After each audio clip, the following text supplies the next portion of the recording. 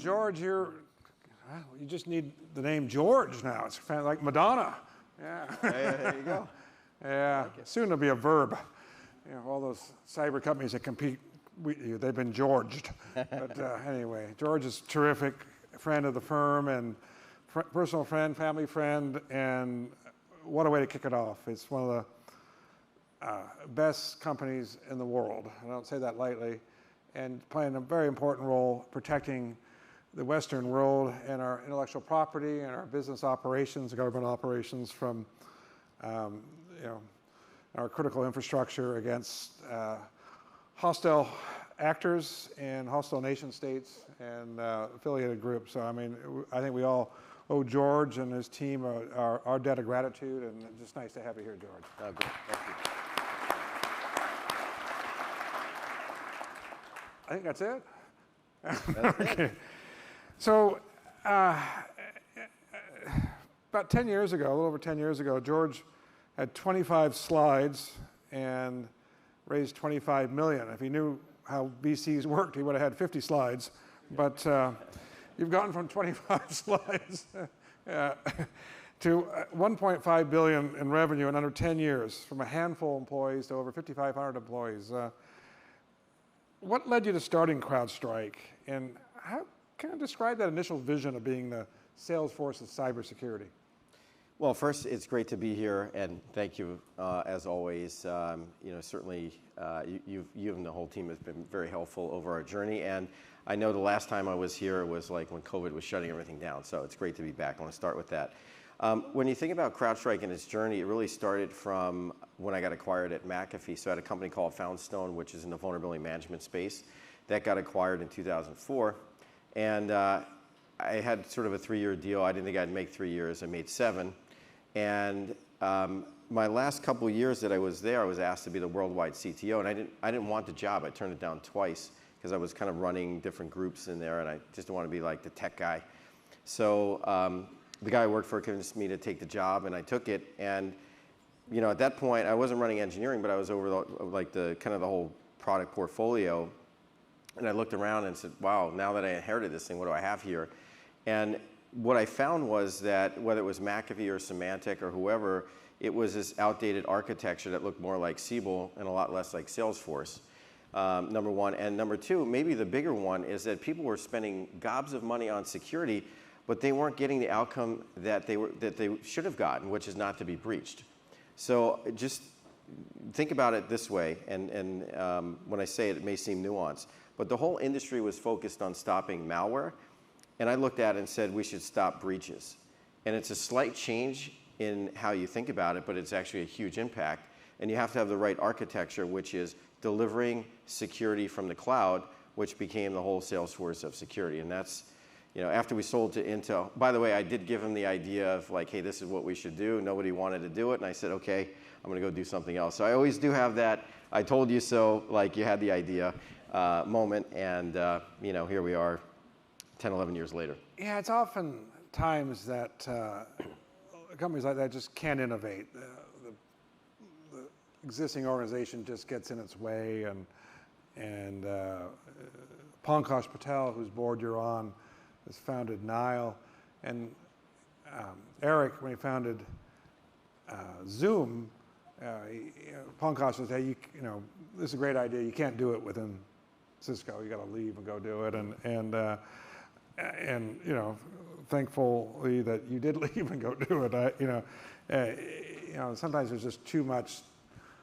It's too hard, the culture and whatnot. But let's go back, talk about some of the inflection points along the way, because even a fresh start, a lot of challenges. And why was this cloud-native single agent? It was sort of kind of a very light footprint to put on the edge. Why was that so groundbreaking?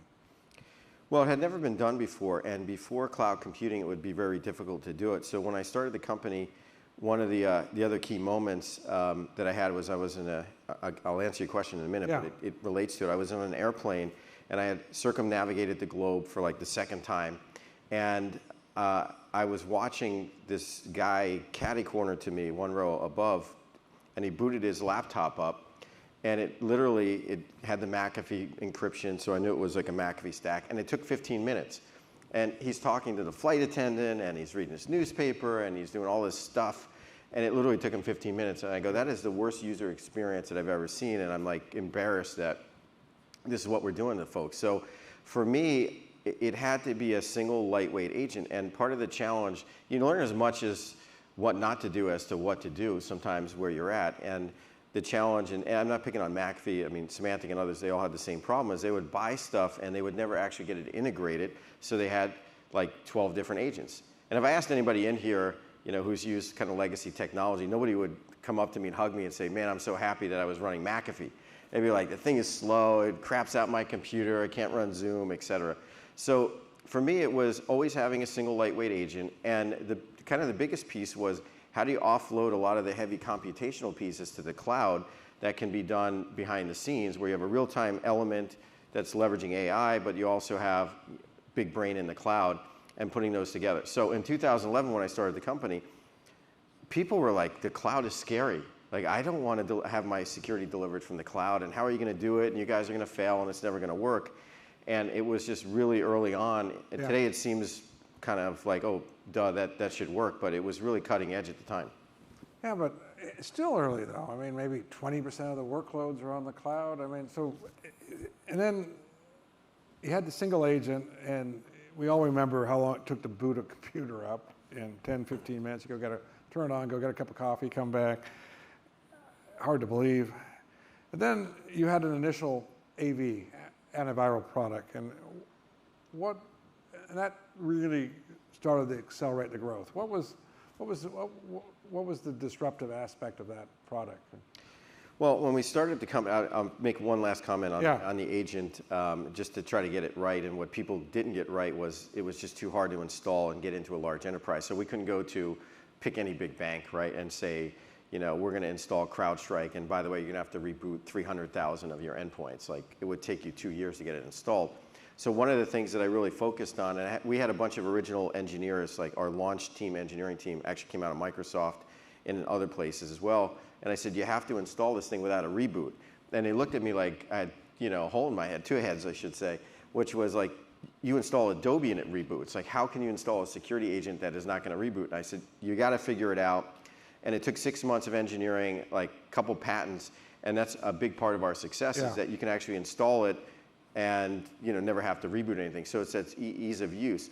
So when we first got into the market, we had sort of one monolithic module, and the idea always was to have it modularized. But in the early days, you didn't have enough functionality, and if you were selling to Goldman Sachs or pick a big bank, American Express, like, you had to really pack everything in there and get your first sale. And that's what we did. And then when we launched the antivirus piece, it allowed us actually to break everything out into all the other modules. Now we have 22. And that was really the inflection point in terms of sales growth, as well as increasing our margin profile to where it is today.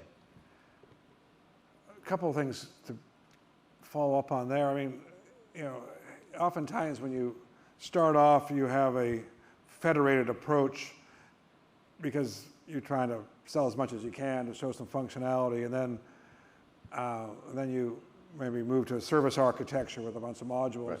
And then when you are successful, you go back to having a federated approach because you have all the modules. And we see this with our best companies, including CrowdStrike. It's an interesting evolution. And obviously, if you have, in the analyst report, we'll talk about how many people buy how many modules, 5, 6, 7, 8 modules, but now 22 modules, the audience can kind of surmise that the marginal profit on each additional module is pretty high if they're buying one, which is really extraordinary. But how did the platform design enable the 22 modules? Did you build it with the concept that you're actually going to get dozens of modules, or were you able to? Was there some trade-offs that you made early on in the product? It's a good question, and the architecture was really important to me. We had some really smart folks. Our original architect, his name is Hyacinth, and he's a guy that got into college when he was 10. I'll just put it that way. He's one from Minnesota? Yeah, Minnesota. Oh, he's fantastic. He's fantastic. Big red mutton chops and just a character. Yeah. So we're like, we need that guy to design it. So we thought about the architecture, and the key thing is when we were designing it, we didn't really want to take a bunch of shortcuts, which is hard in, when you're trying to get a product out into the market. So we spent a lot of time in basically building the agent, getting data into our cloud, and then once we had the data, we kind of sorted out what we want to do with it. The AV part was actually, way down the road. Yeah. And we had other competitors that were selling AV, next-gen AV. They were ahead of us. AV had a budget. It had a budget, right? But what we really wanted to do was to get the architecture right of single agent, which is really beachfront real estate on any endpoint or workstation or workload. All the data in the cloud. Once you have the data, then you can monetize it. And while we were building this, I would call this guy Hyacinth up and say, like, hey, why does that take so long? It's gold-plated, plumbing. Like, we don't need that. It's gold-plated. And he just looked at me and said, one day you'll need it. Like, we're going to put it in. Yeah. And this has really allowed us to scale.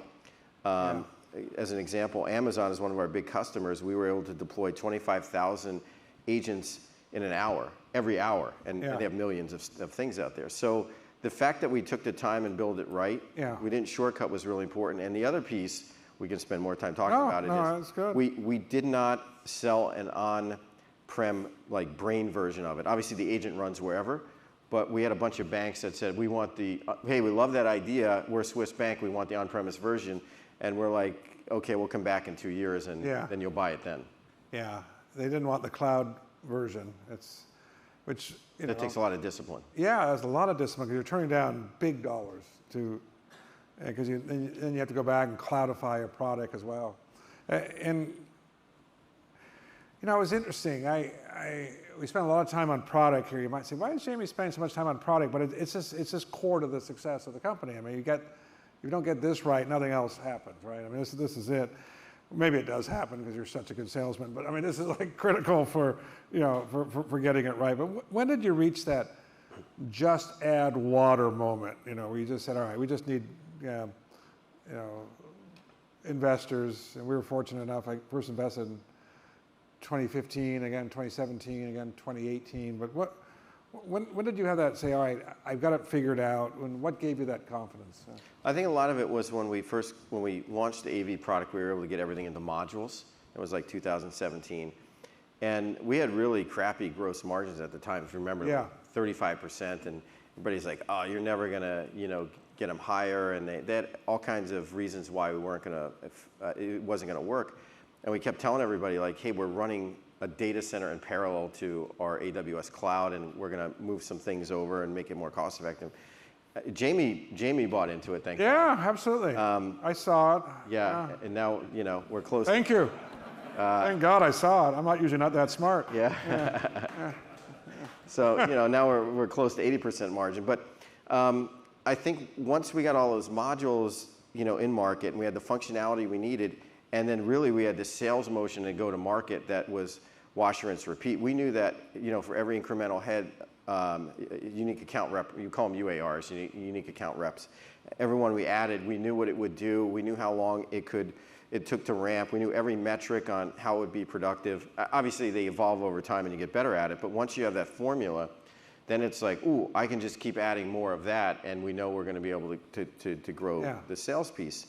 And have that level of success, and that has really turned out. We had the right product with the right architecture, with the right sales team and sales organization and go to market that just, kind of made magic. I mean, it was expensive what you did. I mean, all the cloud costs at AWS.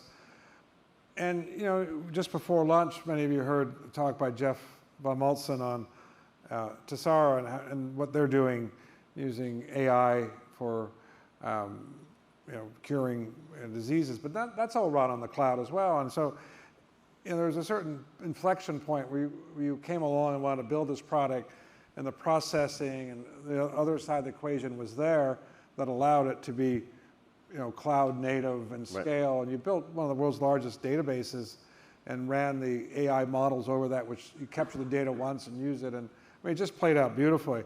But so the question is, how do you keep up that level of innovation going forward? Well, it's certainly not easy. Innovation is really at the heart of our culture, and we're always looking at what we can do better, always want to be better, faster, we're here to win. So like you have to have the best technology and deliver value to customers. And I think that's, that's really important. And when we think about like what we built and how it operates, there is a big difference in just taking something that was on-prem, sticking it in AWS and calling it cloud native. And unfortunately, a lot of companies do that. And what you see is that it just doesn't scale and it doesn't work, and you can't get the efficiency out of it, particularly when you got to match the technology up to the business model. And you talked about, the scalability of the business model. For every module that we add, it's almost pure profit. Yeah. Right? There's a data collection cost, for the first time data comes up into our cloud, but after that, as you add modules, there's a small incremental cost. But you have to match the business model with the technology, and you can't just throw hardware at it. And the other piece when we think about the cloud element and just, kind of our journey is, I always like to say there's no real compression algorithm for experience. It is really hard work that we've developed a formula of how to be very competitive in cloud provisioning, in cloud scaling, that you just can't roll up to AWS or Azure or GCP or whoever and say we're going to run a cloud, because you'll get destroyed. And I think that really is a barrier to entry, because there's so many little fine-tuning nuances that take place to run a profitable business in a public cloud at scale. So if you were to read an analyst report on CrowdStrike from UBS or Morgan Stanley or Goldman, and they would estimate the market size as being a percentage of cloud spend. So it's always an interesting, so that, if you're wondering how big of a market it is, it's a massive market, and I'd point you in that direction, because we're not going to comment on that today.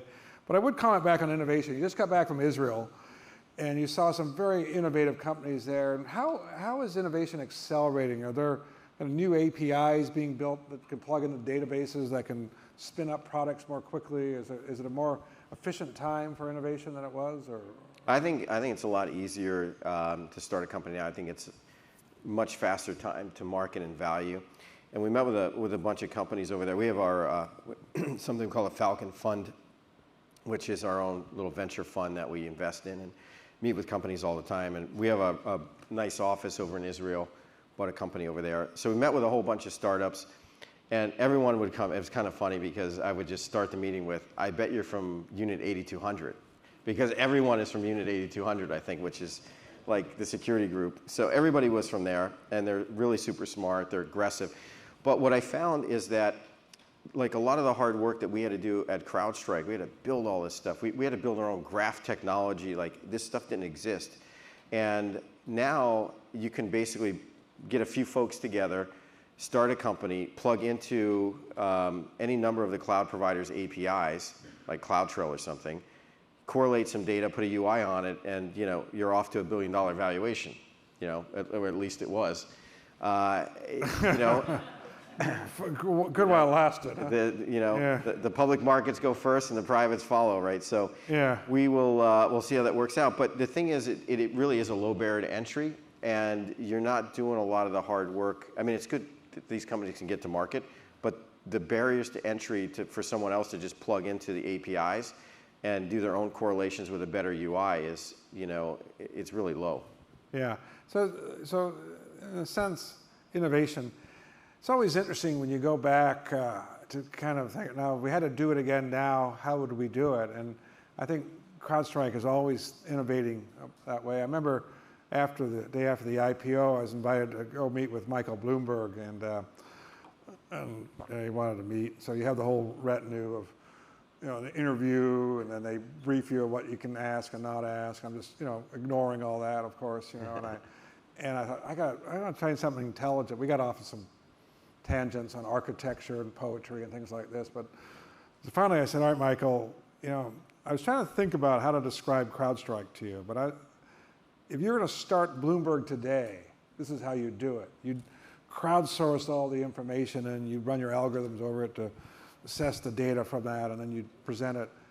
He goes, I get it, So even like Bloomberg, which has been around 40 years or so, you always say, there's going to be such a level of innovation that AI and the cloud is enabling. And I think this momentum that you have should keep you well in advance. So I think we're still very early in our innings. That's my comment, not George's, my comment. Mission and culture. CrowdStrike has a clear mission. I think my view is that's really helped you. It's like, we stop breaches. You go to the website, sometimes I go to a website, I have no idea what the company does. This one says, we stop breaches. And part of this mission is protecting the free world against nation-state threats and other bad actors. Where are we, in your mind, with the threat environment, and how has it become elevated in 2022? I think every time we do one of these panels, we talk about the threat environment. Going up, and every year it goes up further. It keeps going up, yeah. So here's the thing when you think about security and the threat environment, and also the business and the longevity and the durability of a security business, is that security parallels the slope of the technology innovation curve. And what I mean by that is, I remember when there wasn't firewalls. I remember when there was a simple read website, and you went to sort of read write, and you're creating content, and now you've got a very sophisticated architecture with containers and things of that nature. So as all of that technology gets more complex, there's just more areas of opportunity for the threat actors, whether it's nation states, whether it's e-crime actors, even hacktivists. And if you think about security, in our world, we can't do everything. That's why there's other companies that are out there. And you have to be able to deal with the current threats. What are the big threats nowadays? I think everybody's well aware of things like ransomware. So I won't go into a lot of detail there, but it's a big business. But the other piece is really the supply chain aspect of how we build software. And we think about DevOps today, there's so many pieces of software that nobody has a clue of what it does and why it's in that open source piece of software and who's behind it. And we've seen this with things like SSL libraries and Apache and some of the other esoteric areas like Log4j. There's only a handful of people that are actually building this. Could be 2 or 3 people. And then you have to depend on them for the security of the internet. It's kind of crazy. So we see a lot of threats really focused on the supply chain. Yeah. And all the apps, hundreds of apps running, their vulnerability as well. I mean, it's the surface area is just huge now. So the mission, we stop breaches, is manifested in the culture. Maybe you could discuss some of the key tenets of the culture at CrowdStrike? Yeah, it's a question, I get asked all the time, what's CrowdStrike about? What's the culture? How do you keep it going 10 years later? And a big part of what we like to focus on is what we call the mission, which is we don't have a mission statement, we're on a mission. And a lot of the early people that I hired at CrowdStrike actually came out of governments, like the Five Eyes governments, certainly the US and some of the other major players that are out there. And they could have gone, Sean Henry could have gone, he runs our services group. He ran half the FBI. He could have gone and been a CISO at any big bank and made a whole bunch of money.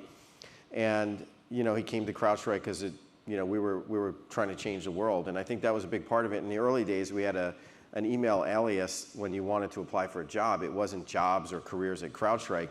It was mission at CrowdStrike. And, we wanted people who wanted to be on that mission with us. And I think that's really held true today. We have a lot of people. It's super hard to get talent and keep talent. And I'll just tell you one story, but kind of ties into the mission piece.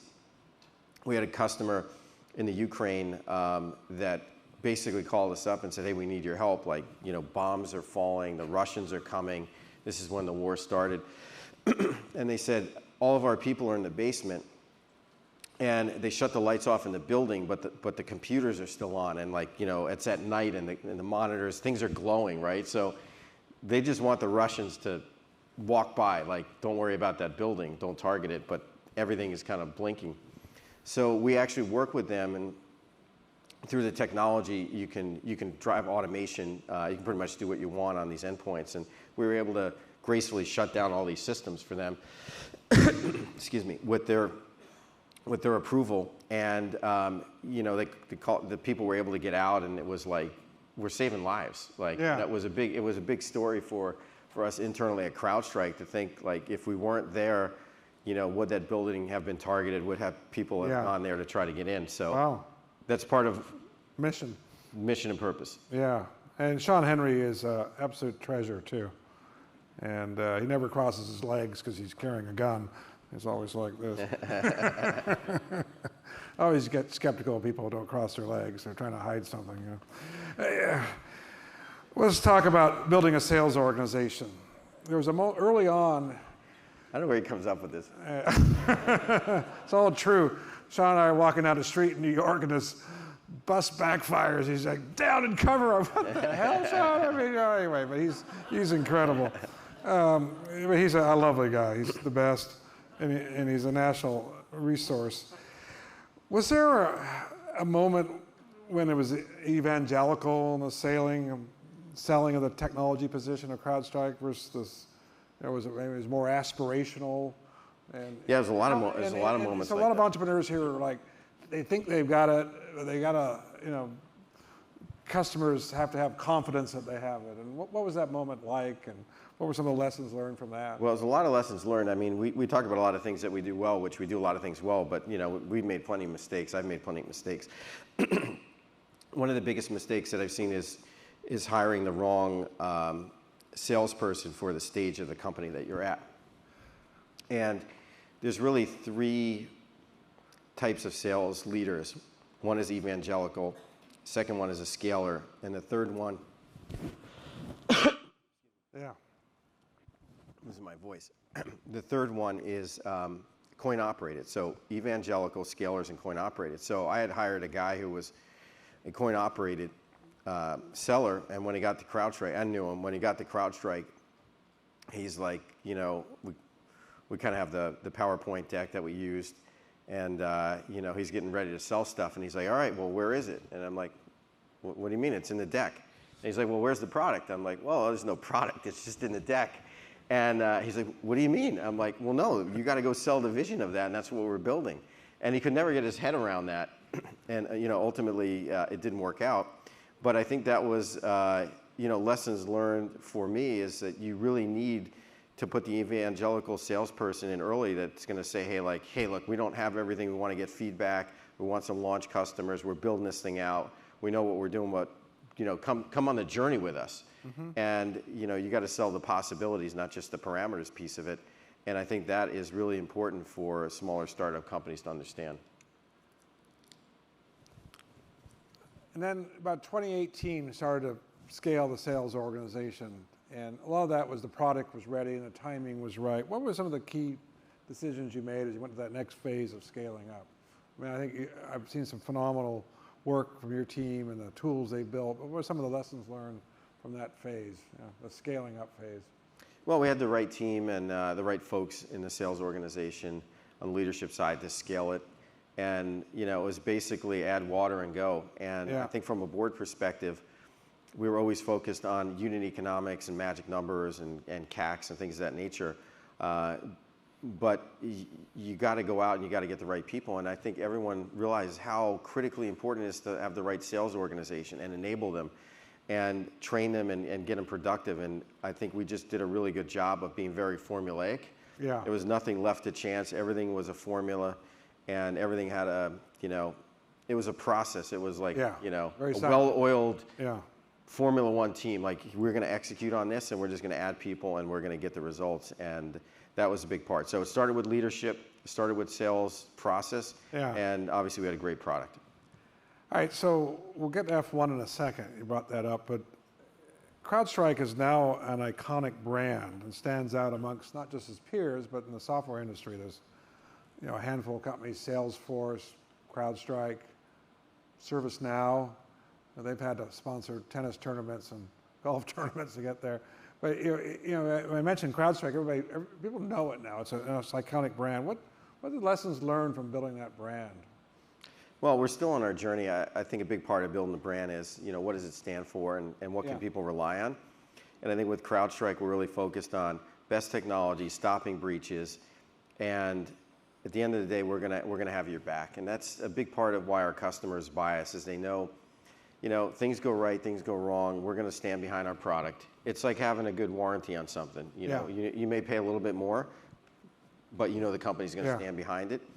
And things like, F1 have gotten our name out. Obviously, the IPO was a big branding event for us.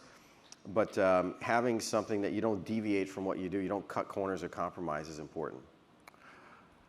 Well, F1, some big F1 fans here. I'm looking at Ray over there and others. And you have a partnership with Mercedes and AMG Petronas and the F1 racing team.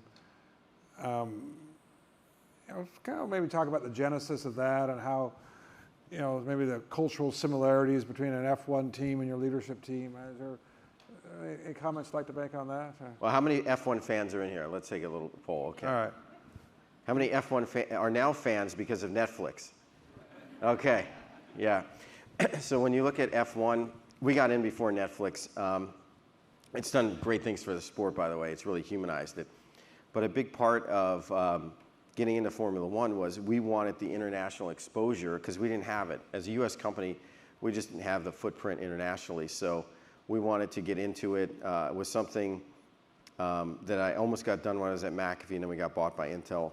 So we were able to hook up with the Mercedes team. I know Toto Wolff really well. I like him. I like how he runs the organization.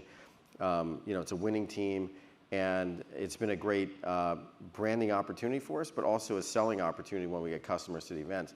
And they do all these charts and graphs, and last year, it's kind of hard to believe, we were the 13th most exposed brand in F1. So CrowdStrike was. You have 10 teams. You have things like Pirelli. You have Petronas and Ineos, some others. And we're 13. Saudi Aramco. Yeah, which is crazy. And the cool thing is no one's ever put anyone on the safety car. Yeah. So what better way? Security, safety. I don't know how we pulled it off, but to get on the safety car. That was pretty cool. And our best race was in Spa when it was like in the rain for 2 hours. We were like the leading car on TV for 2 hours. So. Well, you're also on Lewis's helmet. Yeah. Yeah, that's a great visual. Yep. So. Well, all right. So you're in the command center. You're off to Monaco this weekend for the Grand Prix, and when you're in the command center, some races, Monaco's a little tight, Right. So we're probably on the back stretch there, but in Miami or in Austin, and Wolff is talking to Hamilton and kind of describe a bit of the dialogue. What's that like? Well, it's very professional.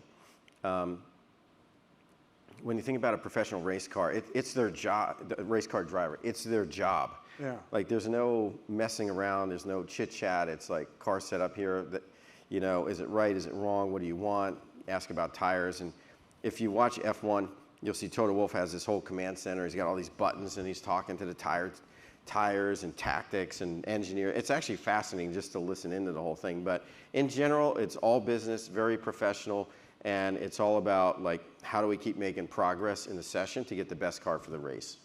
Yeah.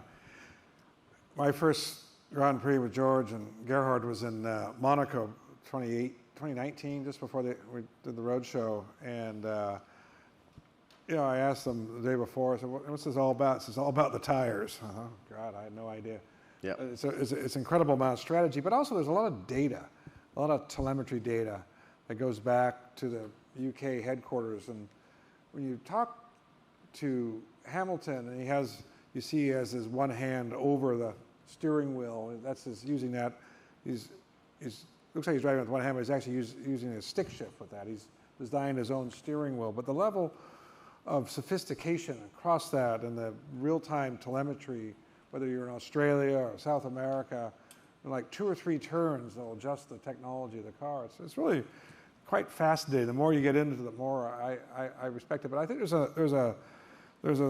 a connection that George has with Lewis and with Toto that is really quite special for when I go and observe it, and kind of respect for what you've done at CrowdStrike, and you for what they've done. You've built a championship team.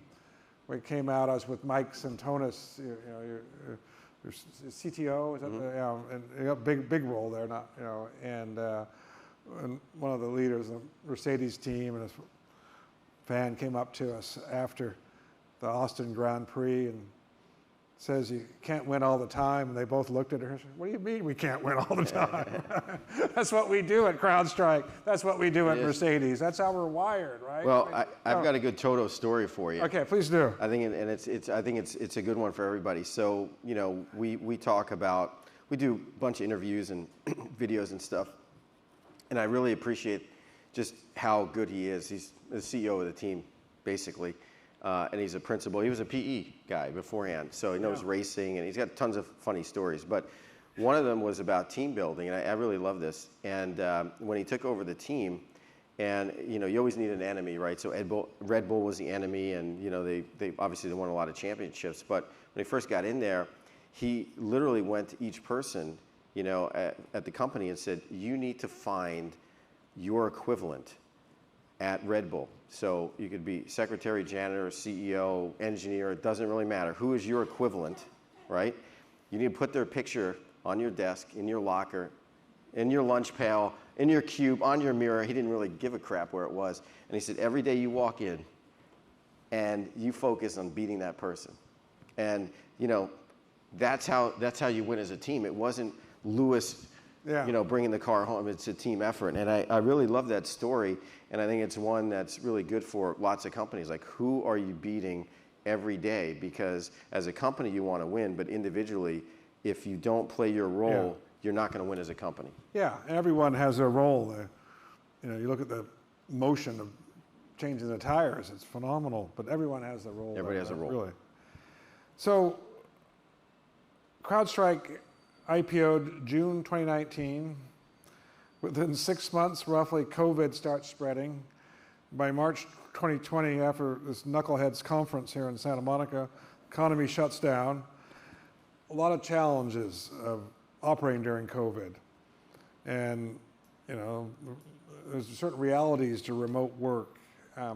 CrowdStrike was always remote first. You know, I told my partners, I want to invest in this company that's all cloud software. And they're, well, all cloud, that's kind of crazy. And where's their headquarters? Well, they don't really have one. You know? That was another one that was hard, you know. But you think about it, remote first, what were the biggest challenges and lessons learned as you added thousands of employees during COVID? How do you hold it all together?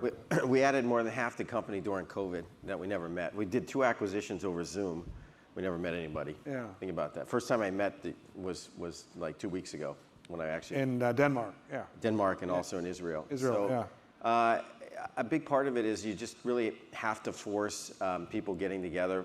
We actually spend a lot of time and effort for like offsites and get-togethers and get together in the office. Things obviously have changed with COVID. And I think that's the biggest challenge that people have now with COVID and this remote from, you know, anywhere, which we really helped pioneer. You talked about, I mean, a lot of VCs thought we were crazy, like that's never gonna work. Now everybody's, you know, working from anywhere. The big part though is if you don't have that connection with your employees, you know, on Friday they're with CrowdStrike, the next, you know, Monday they just change their Zoom link and they're with somebody else, and there's no connection. Like you're not going out, you're not having dinners, you're not in the trenches. You kind of are virtually, but it doesn't really have that fabric and community. So a big part of that is just trying to get people together on the same page, over-communicate, and then, you know, really trying to get people kind of back together, whether it's in the office or offsites or what have you, post-COVID, just to get that level of community, which has really been missing over the last couple of years. Now that you've been on the road and you went to Denmark and Israel, and thanks for coming here today, what's the new normal going to look like? Does it look like a lot like the old normal, just like every 6 weeks you get the teams together, or is there more challenges around wellness and mental health that you need to do more with your employees, or is there, I mean, you know, what do you think the new norm looks like for managing a remote? Well, it's a good question, and I think there's a lot of normals for different companies. You know, if you're in manufacturing, they're like, hey, everybody's in, you know, bring your lunch pail and show up. If you're in technology, you got a little bit more flexibility. I know some CEOs who, you know, if there's a Zoom meeting and you're in the office and one person is on Zoom, everyone has to go to Zoom. So literally they get out of the conference room and they go back to their office and they're all on Zoom because they don't want to disadvantage the person on Zoom. That's one way to look at it. Other people are, hey, you got to be in the office a couple days a week, and you know, we're turning not us, I mean, we may do some of that, but we haven't done anything at this point. But a lot of people are turning it into collaboration hubs. Yeah. Hey, you know, these 2 days, everybody's going to be in the office. You'll have food, Starbucks, everything else. and off and collaborate. I think we just need to figure that out for each company and what works. And what works for us is not going to work for everybody else because we started out very remote. Yeah. And that culture transfers well to the acquisitions? You're big enough to absorb them and take the best? Yeah, I think so. We try to spend a lot of time on culture when we acquire a company. Yeah. And we've passed on a lot of companies that had great technology, it could have worked, but we just didn't feel it would have the right culture for us. Yeah. So we passed on it. And if you don't get the culture right, it's never going to work out. I've seen too many acquisitions. I mean, when I was at McAfee, did 21 or 22 while I was there. Some worked out, some others, but you kind of know what's going to work, and if it all doesn't line up, we just don't do it. Yeah. Well, you've been very disciplined about building the business, scaling it. The IPO was a lot of fun. That was a very special day. And I'm glad we did that before COVID. Yeah. Doing an IPO on Zoom would have been kind of a bummer. I thought the roadshow was so fun. Yeah. I didn't want it to end. Well, he didn't want to get the plane back either. Yeah, okay, well, so George is like, what do I do? I just, so he gets on CNBC and says, I'm going to go visit 100 companies in 100 days. And so, well, you're going to need an airplane, George. I was his prop. And you visited 128 companies? Yeah, almost 130. 130 well, companies. the story behind that is I met we were meeting with, all the buy side folks. And there was one big investor who said, okay, what are you going to do after the IPO? Are you going to get the money? Are you going to go to Vegas? What's going to happen? I'm like, what do you mean Vegas? True story. He goes, oh, we had this one company, a CEO went to Vegas, stayed at the Four Seasons for a month, and it was a disaster.